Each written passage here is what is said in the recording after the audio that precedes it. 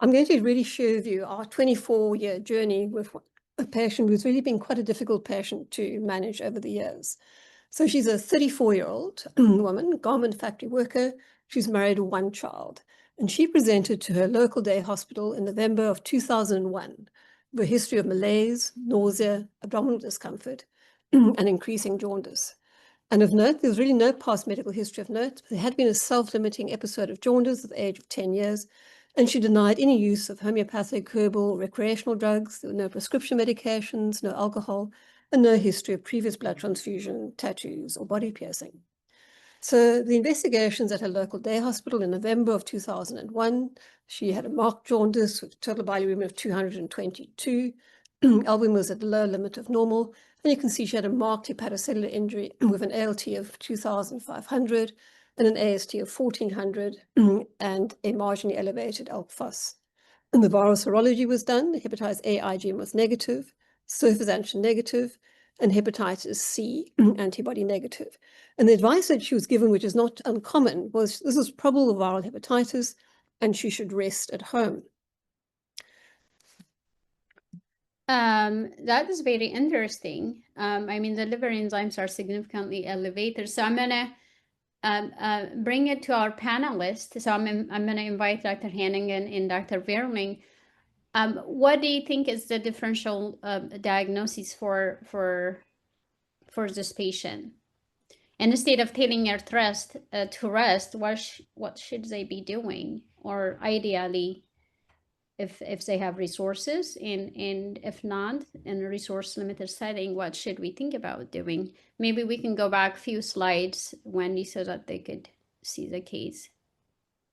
So perhaps I'll lead off and start by saying I'm delighted to be with you and to support these efforts. I look at this case, and one thing that is striking in the laboratory is the INR value. And you're just showing that. It's going to ask for it because this would, take it away from very severe acute liver injury. But if this is in the autoimmune realm, it would be an acute severe hepatitis presentation because of the enzyme elevation and the degree of jaundice level of bilirubin. That elevation it has then a differential diagnosis that's a little bit more specific in my practice to that type of patient.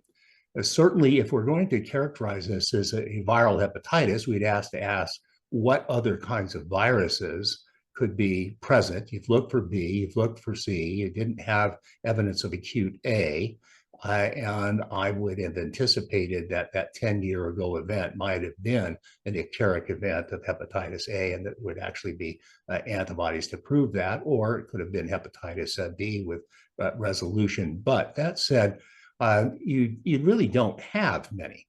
If you start to think of the atypical viruses, hepatitis E, viral infection in a non-pregnant situation, and you start to talk about other forms of CMV or EBV, the height of these enzyme elevations really are not in that differential diagnosis.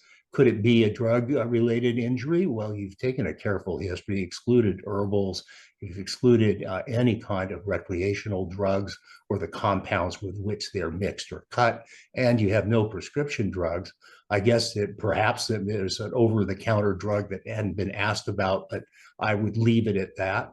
And it really does focus into a more immune-mediated category where autoimmune hepatitis stands out as something that is possible and also treatable. Thanks. One more question, Wendy.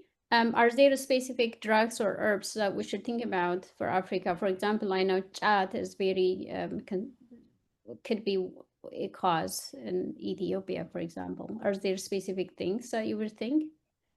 So, I mean, certainly we see patients with CAT, and usually, as you say, they're from East Africa, but then we see quite a few sort of traditional medications that are used within sort of the Cape. And I think the important thing is you need to know within your own region what is relevant. So the other thing that we often see is Wilde-Als, Artemisa. So I think it's very important that you know within your own region, what are the type of traditional medications or supplements that people take. Thank you. So our differential really was autoimmune hepatitis, drug-induced, viral, and then potentially acute presentation of Wilson's disease. And so, as John has said, in terms of viral hepatitis, there was really no serological evidence of acute hepatitis A or chronic hepatitis B and C. EBV and CMV really felt that this wasn't compatible, unusual, the patient was not immunocompromised, unusual to be so jaundiced. And once again, herpes simplex hepatitis, which is something you don't want to miss. These patients usually are not markedly jaundiced. And I think a month's history without any treatment, they would be in big trouble. So we didn't think that that was likely. And then I think drug-induced liver injury must always be considered. I mean, you must take a proper drug history, but often that comes out over time and histories need to be dynamic. And then in terms of inherited liver conditions, there's no family history, but this doesn't exclude an acute presentation of Wilson's.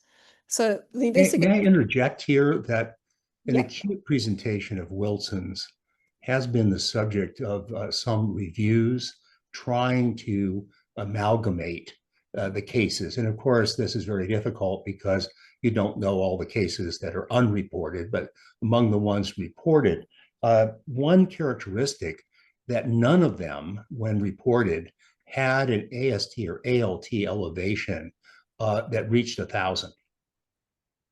And so this is substantially elevated above that. And although it's in the differential diagnosis, I think that it is uncharacteristic of what's been reported in the literature to have elevations as high as this woman on the basis of hepatic Wilson disease.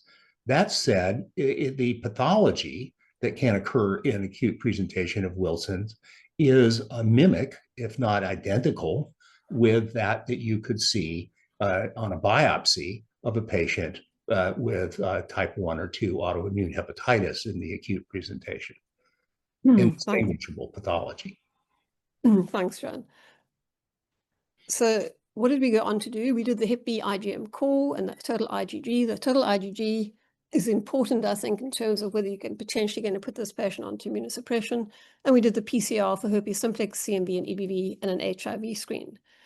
And we went on to do an autoimmune screen, importantly thyroid functions, as we know the association with thyroid disease, serum copper, seroplasmin iron studies, and ferritin, although ferritin would often be elevated in this situation, ultrasound liver, and a liver biopsy.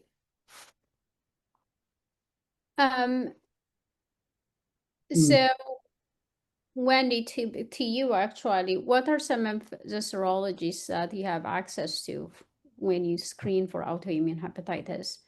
And if you can comment on whether or not that's present uniformly or how many countries in Africa would have that? So, I mean, we have access to anti-nuclear factor, anti-smooth muscle, and the liver kidney microsomal type 1 and anti-mitochondrial. And that's probably the limit of our, and then obviously a total IgG, but that's probably the limit that we have access to. And I think if we look at across Africa, and we can, our participants can put that in the chat, I think that's really quite limited across Africa in many regions. Thanks. So if I can come in a little bit and just follow on from John in relation to the differential around acute Wilson disease. Of course, it tends to be a Coombs negative hemolytic anemia, so you'll look at the bilirubin, split it in its two components, and you'll also get a clue from the alkaline phosphatase. The alkaline phosphatase will be tending to be low in patients with acute Wilson disease, and you can look at the ratio of alkaline phosphatase to bilirubin and get an idea.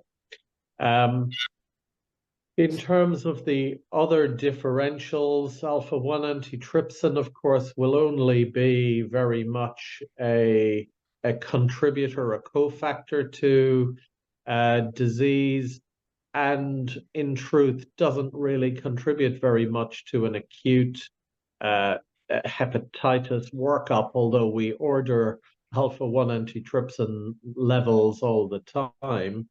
And then in terms of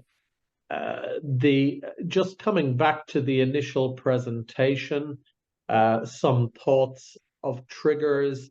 I note from the chat that there was something around chemicals, given that this patient worked in a garment factory. We would also have to think about, and of course this is 2001, but if you move on 20 years, the role of vaccines in precipitating acute hepatitis and triggering autoimmune-related injury in the context of the COVID-19 era. So timing of screening for autoimmune hepatitis, the patient is of the right demographic, she's of the right age, she's a young woman. Of course, I agree with John. Could the first presentation of autoimmune hepatitis have happened even at the age of 10? This is a disease that affects people from any age. This could we have to consider that this could be a second presentation of the disorder. And then we may be surprised actually when we get the biopsy. And I'm, if it's possible, a big believer in liver biopsy, although to my shame, I have had my arm twisted occasionally by patients who have said they don't want a biopsy. And then I've had to make the decision to treat based on best guess. But ideally, biopsy, absolutely. You're 1 month on, things haven't improved, biopsy very revealing. Okay. Thank you both. Wendy, do you want to continue the case? So in terms of an autoimmune screen, she had a positive ANA, 1 in 320, positive anti-smooth muscle, 1 in 80, LKM was negative, and she had an elevated IgG at 42. In terms of the viral serology, she was hepatitis A IgG positive. We thought it was compatible with hepatitis A as a child. Importantly, the IgG core for hepatitis B is negative, and that's important when one's considering immunosuppression. And a herpes simplex PCR was negative. Not surprisingly, the EBV and CMV IgG was positive. Most of our patients will be positive by the time they reach adulthood, but the PCRs were negative and she was HIV negative. I think this ferritin level of 2,920 is really compatible with the significant necroinflammation, and her SATs were normal. So if we look at the histology that she went on to have a liver biopsy, we agree with everyone, we really like to have that liver biopsy to make the diagnosis. So she had an intervase hepatitis, lymphoplasmacytic inflammation with significant plasma cells, regenerative hepatocyte rosettes, imperipolysis that we see here, and then bridging necrosis, but no evidence of cirrhosis. So our assessment that was the histology was typical of autoimmune hepatitis. There was portal inflammation, interface hepatitis, predominantly lymphoplasmacytic. There were rosettes and imperipolysis, which suggests the severity, although no longer required to make the diagnosis, and there was bridging necrosis. So based on what you presented, I think her diagnosis type 1 autoimmune hepatitis. She has the anti-smooth muscle antibody positivity. One comment on herpes simplex hepatitis, I would think patients are very sick, often systemically sick. I don't know, Johnny and Michael can comment on that as a differential diagnosis. So what would be, coming back to our panelists, I think we do have the diagnosis. What are your comments about what to do for this patient? What's next? Well, if you look at the totality of her presentation, and Michael has already put it in context of her demographics, and you were to apply the scoring of the revised diagnostic criteria published as a validated criteria in 1999, and add to it the features that you've seen on the biopsy, you come to what would be a conclusion of a definitive case. But I don't know a couple of points of that in terms of alcohol, but we've excluded viral hepatitis. We have the serologies. We have her sex. We have no implicated drugs.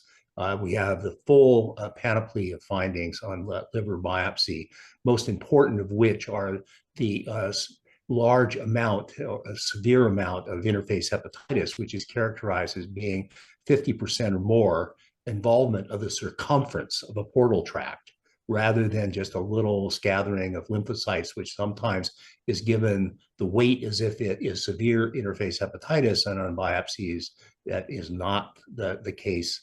And we get confused from our pathologist about interface hepatitis and patients with autoimmune hepatitis. But this is clearly a robust interface hepatitis, sheets of plasma cells, rosette regeneration, the imperiopoiesis.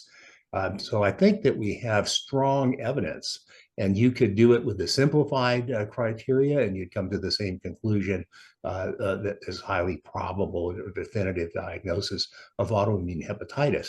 But remember, that is based on the fact that you have done the extreme work of excluding other possibilities, which is that, characteristic of the necessity to include a broad differential diagnosis before you make this decision about autoimmune hepatitis, because thereafter you're going to act upon that. You do not want to make the mistake of being wrong or missing a comorbid liver disease.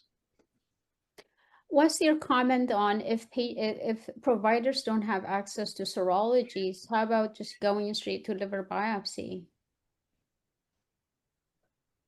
This can become difficult.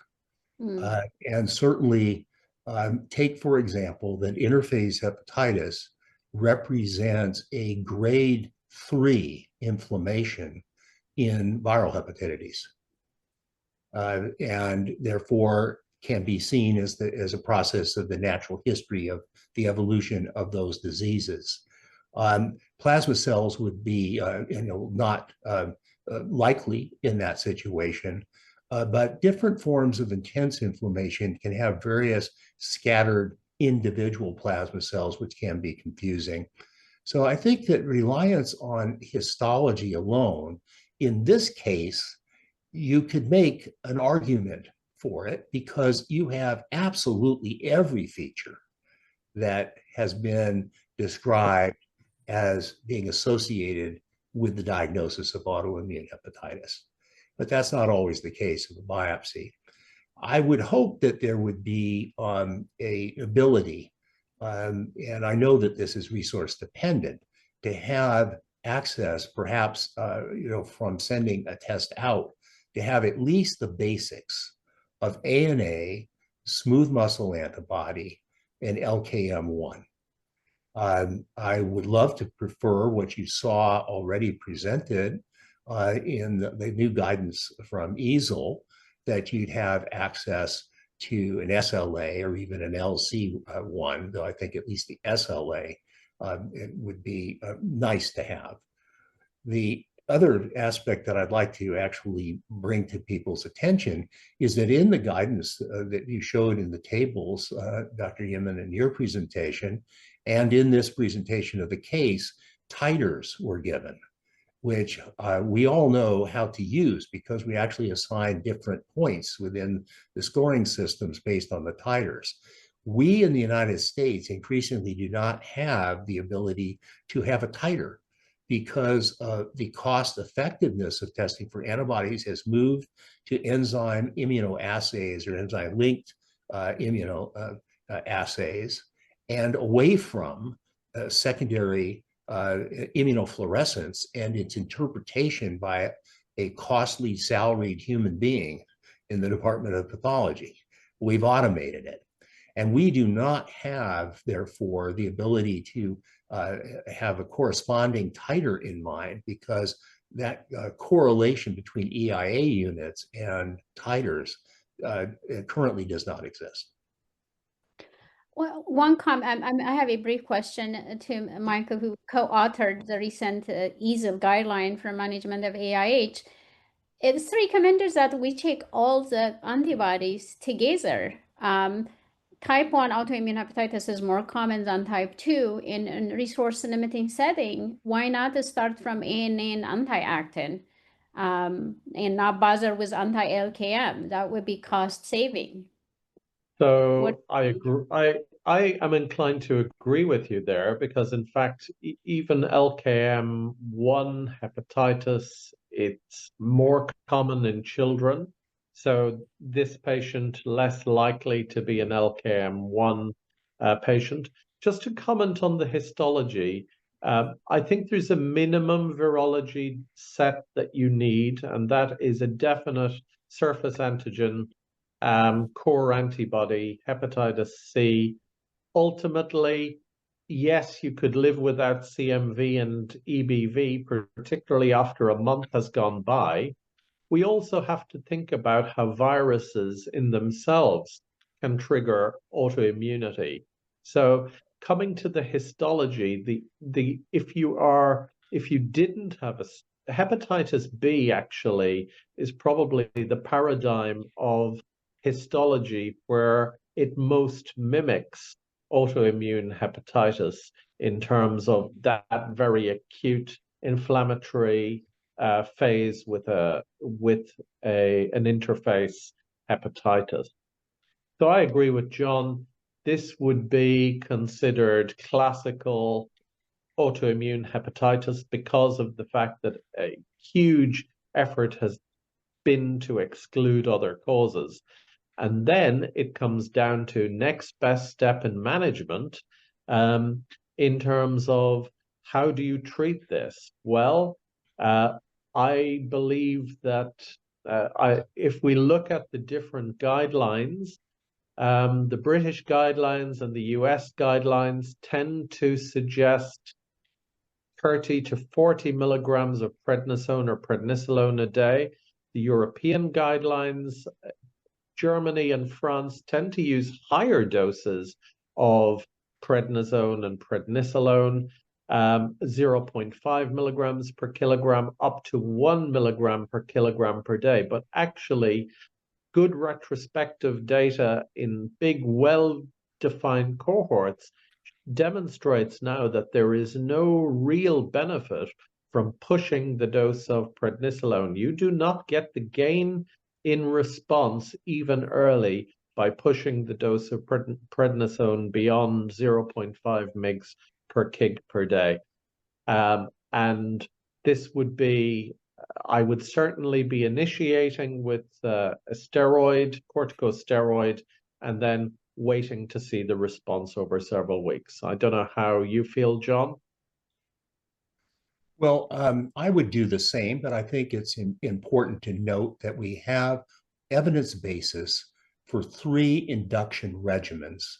Now, remember, this patient is presenting with a severe kind of an acute presentation based on the jaundice and level of the aminotransferases, and luckily has not, progressed to acute liver injury with a very elevated INR or acute liver failure, which would have all those characteristics now with hepatic encephalopathy. So we characterize this patient first. Now, the one has been one that you have largely argued against in your newest guidance, and that would be budesonide at 3 milligrams 3 times a day, and weight-based azathioprine, starting at about 1 milligram per kilo per day.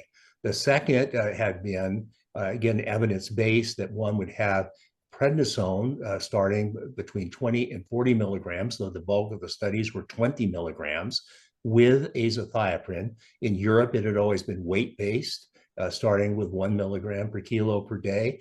In the US, the evidence basis, when the US was a lighter population in terms of body weight, was 50 milligrams, just flat dose coming from the Mayo Clinic. And then finally, we have the third, which I concur with you, Michael, I would use, and that is to induce the initial remission with corticosteroid, which is also validating your diagnosis. Because one starts with, and this patient, we would probably start at 40 milligrams a day. I don't know the person's body weight, or if it was shown, I didn't remember it. But I think that that's going to be at around 0.5 or slightly higher. We don't go as high as 60. And we usually are 40, 45. We would start that, and we would be anticipating that we would decrease the dose 20 milligrams per day at the second or third week and relook at the enzymes at 2 weeks and at 4 weeks, we expect to see a consistent decline, at which time we validated the diagnosis and we would move to add in a thiopurine. I will have Wendy present because I'm a bit nervous about adding so much immunosuppression, and someone who has a slight coagulopathy also has hepatic encephalopathy with significant liver injury. So I think this patient needs to be monitored for progression to fulminant liver failure, possibly. Right? I didn't see that the INR was further elevating. It was not. It was just 1.2, but I was concerned about her. Well, I agree. When she first presented, if it was 1.2, we would be watching this patient very carefully. Yeah. I may be overstepping my interpretation of the case, but I thought that she didn't sort of further deteriorate, because if you were in the process of deterioration, it may have happened during this entire phase, which may have made your biopsy impossible if she had become coagulopathic, unless you wanted to do a transjugular biopsy. Definitely. Wendy, proceed, please. So in 2001, she met the definite criteria for AIH. And if we look at the updated EASL 2025 criteria, she also scores appropriately for definite AIH. And so our assessment was as a 34-year-old woman with type 1 autoimmune hepatitis, acute presentation, severe disease, and importantly, initially good synthetic function. So we initiated her on therapy, prednisone, 30 milligrams per day at 0.5 milligrams per kilo. She weighed 60 milligrams. And we initiated the azathioprine at 2 weeks at 50 milligrams. Dosage was going to be limited by the low white cell count. And there was an initial improvement on the liver enzymes, which I'll show you in the next slide. But 2.5 weeks after starting on immunosuppression, she had a flare in her transaminases. She has an increased INR. She's been adherent to medications. There's no history of having hepatotoxins. And there has been some clinical deterioration with jaundice and a mild flat. And this was 20 years ago. We increased her prednisone to 60 milligrams a day, and we continued the azathioprine. So I guess my questions were, she was started on only 30 milligrams of prednisone. I don't know how much she weighed at that time. That seems to be a low dose. 60 milligrams. So slightly low dose. I would have probably considered 40 to 60. I don't know, 40 to 60, depending on, because her hepatitis is pretty significant. Her transaminases were in thousands. And the other comment is the timing, you know, when to add azathioprine. We worry about drug-induced liver injury, particularly when there is jaundice. We wait for a couple of weeks or till the bilirubin is below 6 to add. And the other question I brought up a little bit ahead is rising INR and worsening encephalopathy, and we're escalating immunosuppression. So I'm a bit concerned. What do you guys think? So can I ask what her ethnicity is? Mixed ancestry. Mixed ancestry. Mixed, so, so the question, of course, is could the azathioprine theoretically be in part responsible for her rise in transaminase activity? We know that in, for example, Ghana, the prevalence of mutations, the TPMT3C allele, is present in about 14% of the population. So that means their metabolism of azathioprine and thiopurines will predispose them towards toxicity. So I would ask, first of all, what dose of azathioprine you chose. And I'm guessing that the azathioprine was not started until the bilirubin was less than 100. I'm guessing that.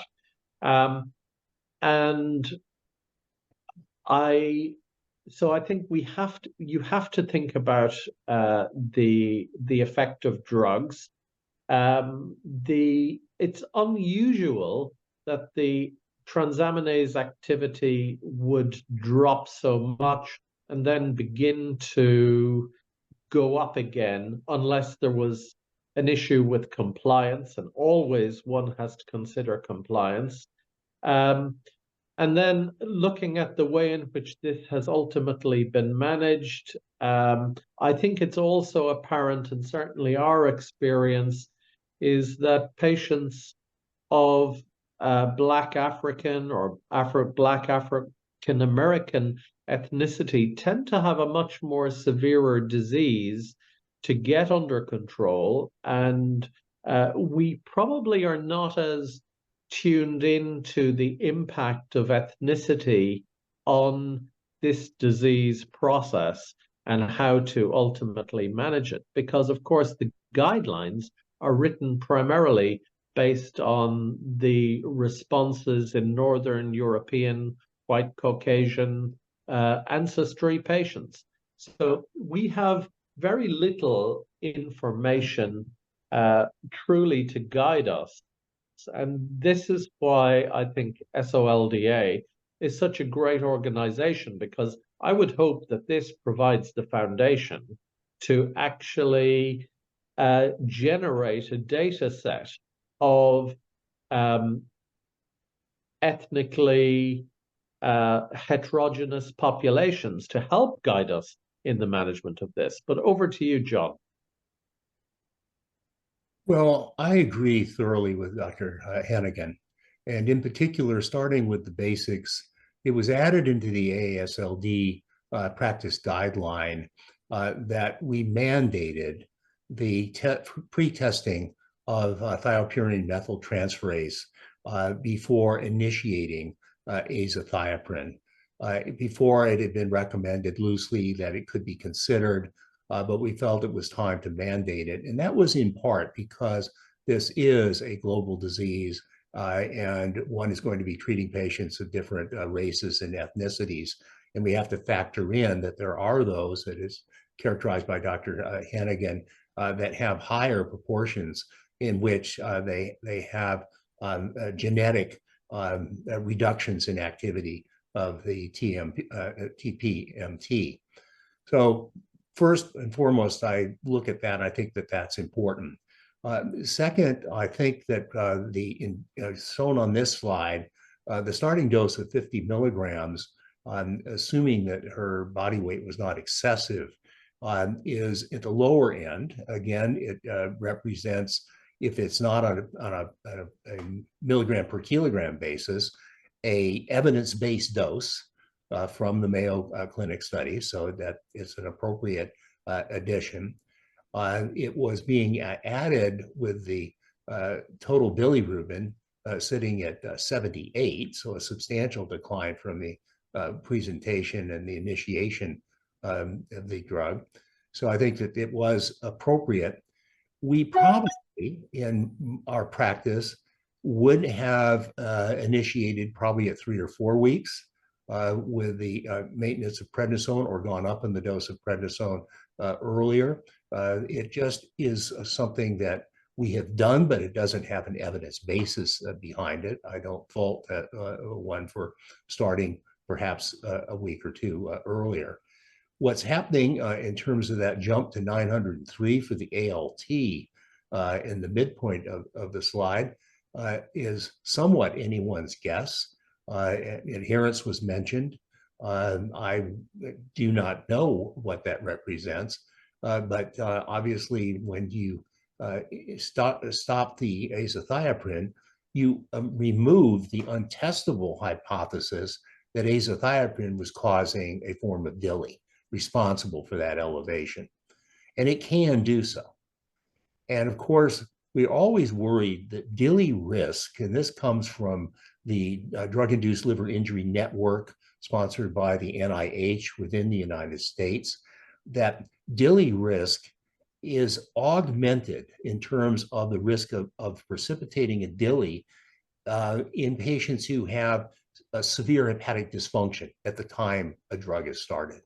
So if there was a risk of azathioprine hepatotoxicity, it was probably magnified by the fact that this patient had ongoing severe injury and stimuli of regeneration and still undergoing necroinflammatory destruction of hepatocytes. That's the setting in which the DILI might be manifested.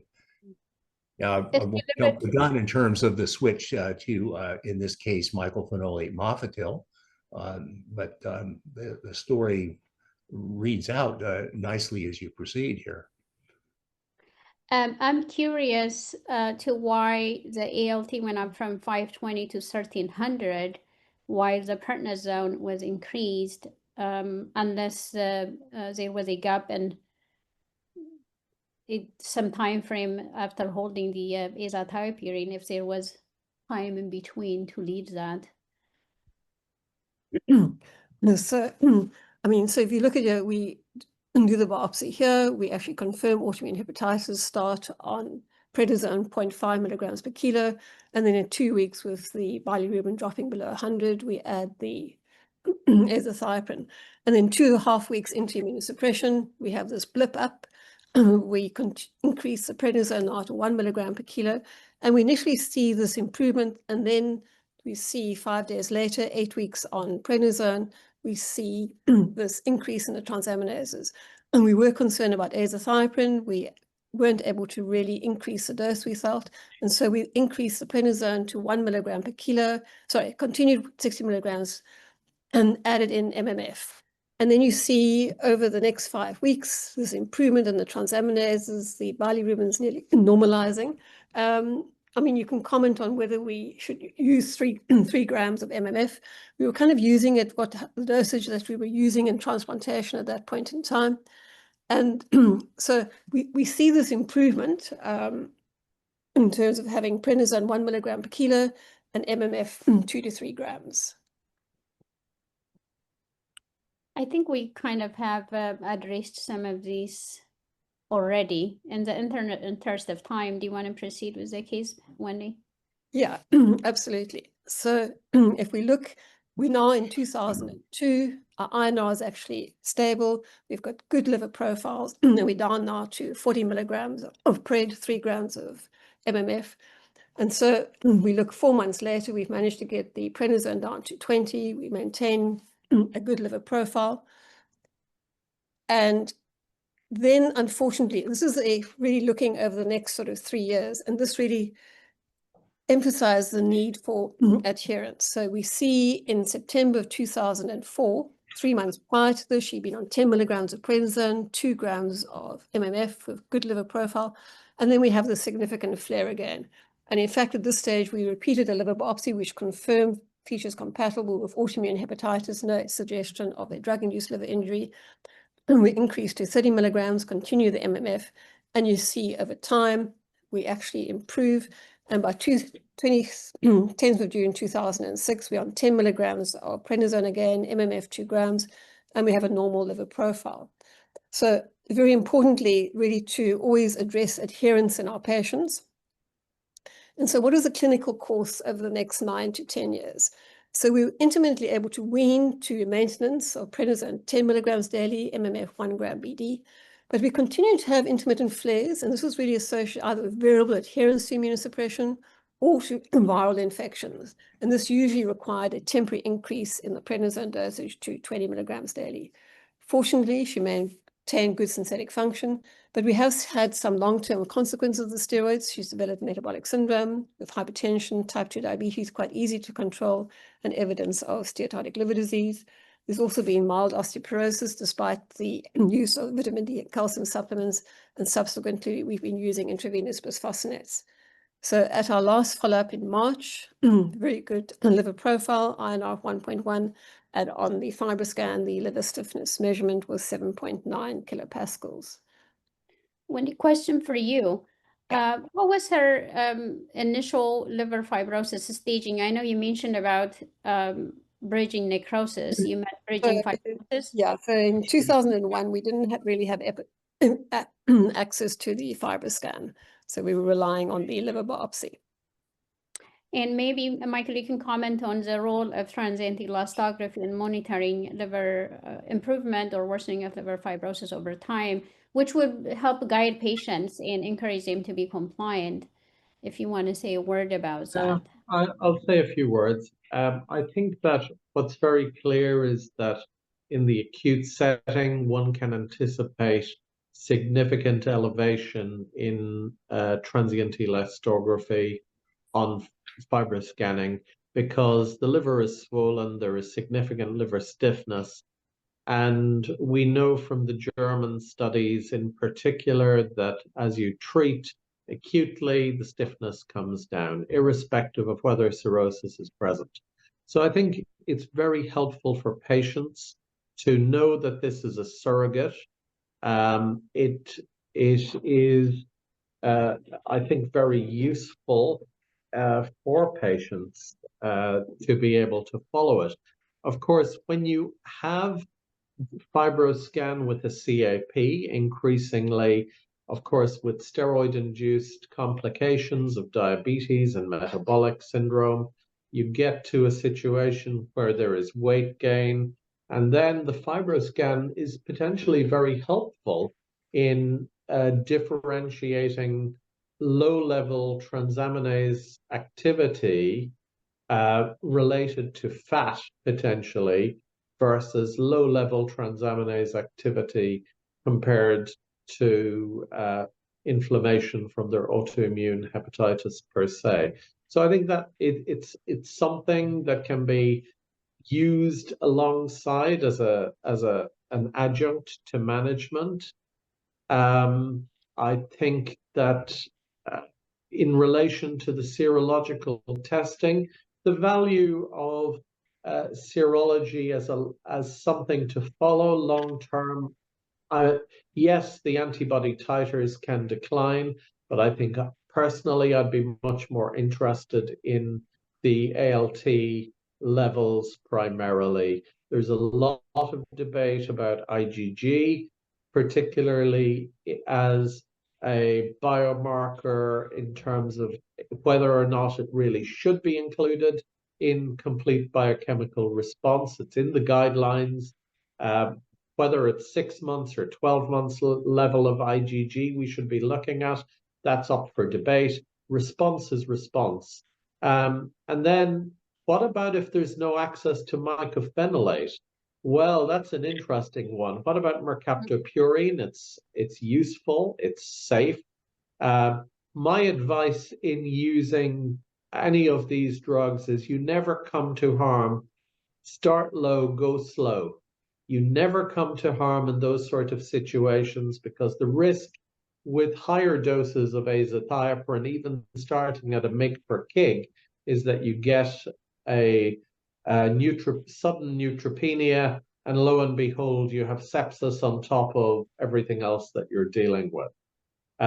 Difficult to control AIH, that has to be individualized, and that's a whole talk in itself. So we can come back in another time and debate how we do that. I'll go back and give other people a chance, given that we're time limited. How about the use of allopurinol to inhibit xanthine oxidase? John, so do you want to? So yeah, I'll let John deal with that. And but before that, I'll plug. There's a publication in Hepatology, an editorial based on a German study from last year using allopurinol, how to use it. There's a lovely algorithm in Hepatology. I think it's last October or November, and that algorithm is also in the current EASL guidelines with some minor modifications. But over to you, John. Well, thank you, Michael. I think you've certainly covered many points. Let me just loop back. I think that it needs to be emphasized that if you have access to vibration-controlled transient elastography, which is FibroScan or any other transient elastography, to reemphasize Michael's point that stiffness is the combination of inflammatory edema and fibrosis. And therefore, when you have both, you will have a decline under effective treatment in the inflammatory component and a drop in liver stiffness. I actually use that for my patients to say, with the effective treatment, I'm going to be able to show you with FibroScan that we are getting rid of inflammation in your liver and come to a conclusion about your fibrosis, which should match your biopsy. So we know kind of what our target is. And I find that helpful for their adherence. this patient clearly has had issues of adherence. And it's very fortunate that she only ended up with a liver stiffness measurement of 7.9. Yeah. Because we know that when you have flares of the degree she has had multiple times, that those increase the probability that you will progress to cirrhosis and you will progress to the need of liver transplantation because of the complications of your cirrhosis. And apparently she has dodged that adverse effect. So I'm very pleased to hear that. If you had no access to liver biopsy and pathology review, we would really be looking only at biochemical response. And we still can use that. In fact, response is response. Michael has said that. I agree with that. If you'd had no access to MMF, then you would have to say, broadly speaking, what could be either an inhibitor of the proliferation of the active cell that are participating in autoimmune hepatitis pathogenesis, or the cytokines that are associated with them. So let's take the cytokine first. There are data in patients that they may respond, when they don't respond to prednisone or azathioprine, to infliximab. And they presumably would respond also to adalimumab because they're both potent anti-TNF agents. But that has always been anecdotal. It has had a series that has accumulated, principally coming from Germany. However, we do have in the literature where the use of infliximab and adalimumab for other diseases has been associated with precipitating new onset autoimmune hepatitis cases. Yeah. So this is sort of a balance point, a conundrum of whether one would choose something that has been associated perhaps by instigating pathogenesis. If you look at the anti-proliferative side, your next anti-proliferatives are clearly your calcineurin inhibitors, which are data evidence-based in terms of the use in patients who are difficult to control on standard of care steroid and thiopurines, or standard of care steroids and MMF. So we go to calcineurin inhibitors. There are scant data regarding sirolimus and even more scant data of lesser evidence basis in everolimus, sort of the second generation of the mTOR inhibitors.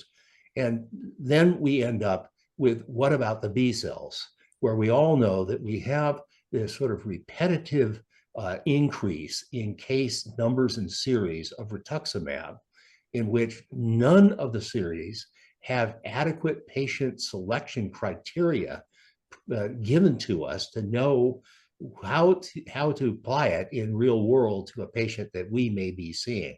And of course, that's been the subject of studies of anti-B cell and anti-B cell activating factor in autoimmune hepatitis that are still ongoing. So that's the spectrum of what you could do without having MMF. My personal approach would be the use of a calcineurin inhibitor. Okay. I think we're running out of time. We're over 10 minutes. Excellent discussion, but one question. Prednisone versus prednisolone, just brief comment. We've used it interchangeably. There are great questions. I think we could do a follow-up webinar addressing those, but maybe, Michael, do you want to answer that briefly? Prednisone versus prednisolone, and then Wendy can wrap it up. So, I mean, I've used prednisone when I worked in the United States. I've used prednisolone in Europe. I think personally, there is little to choose between them practically. I think try and choose, for patients, try and choose the enteric coated preparations, because it impacts on quality of life primarily, and I think patients suffer a lot with the side effects of corticosteroid therapy. I mean, the main difference, as we all know, between prednisone, prednisone gets converted by the liver into prednisolone before it can work. So there is an enzymatic change that is required, but truly, I have really not seen any difference. I don't believe. I'd be curious yourself with regard to its use. I have not seen any difference in between, even in those with significant liver injury. I think they're able to respond well to prednisone. Thank you so much. Wendy, I'm bringing it back to you. So thanks very much to Dr. Heneghan, Dr. Vierling, Dr. Yimam, really for a very important discussion around a complicated case. And we haven't had time to actually address the questions, but what we'll do, we'll collate them, and really at our next SIG, we'll actually look at addressing those questions. So I think very importantly, we're looking at developing an AIH practice guideline for SOLDA, particularly in resource-limited settings. And then just to remind you that our next special interest group will be the HCC in Africa on the 11th of August. And then to encourage all of you to submit abstracts for COLDA, which is going to be in Accra between the 18th to the 20th of September. And the deadline for the abstracts is the 20th of September. Thanks everyone for joining us, and I hope it's been beneficial. Thanks. Bye. Thank you everyone for attending. Thanks our excellent speakers today. Looking forward to future programs in the same topic and developing the AIH guideline with everyone. Thank you. Have a great day, everyone, or have a great night.